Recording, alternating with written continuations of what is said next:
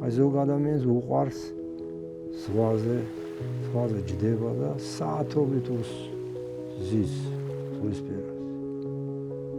ერთ-ერთი ამის ჯესეთის კოსმოსური რითმია, ზეცნობიერს აღვიძებს. არ გბეზდება ეს ერთი და იგივე რითმი არ არის.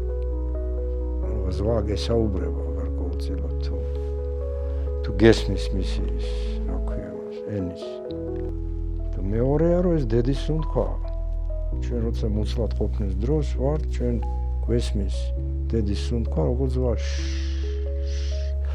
აი ფონენდოსკოპს თუ აიღებ და მოусმენ თქვენს სუნთქვას, ხო ეგეთივეა.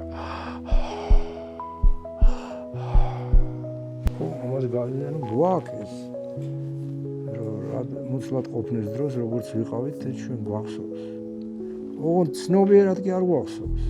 არაცნობიერშია და ზოგიერთი ღრმა ჰიპნოზურ მდგომარეობაში შეიძლება ადამიანს ამოუტივტიო ეს.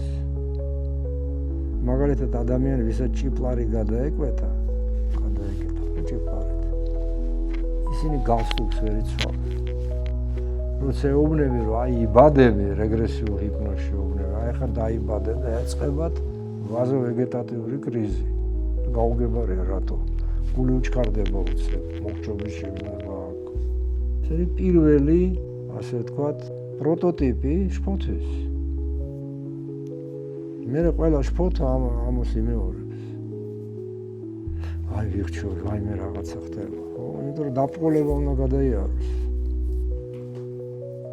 ამიტომ ზოგი მაგალითად ხა გადაუხვიეთ თემას, რანკი თვლიდა რომ ზოგ ადამიანს ეშინია ცხოვრების შიში რა არის? გარდაქმნების შიში, დაბადების შიში.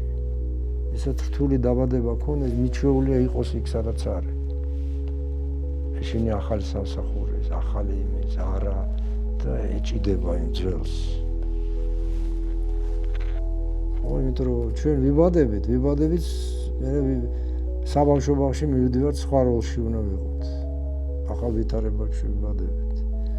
მერე სკოლა სხვა ვიდრე საბავშვო, მერე ინსტიტუტი, მერე სამსახური, მერე თანამდებობა, მერე სიბერე და მერე სხვადასხვა როლებია, სხვადასხვა მდგომარეობებია.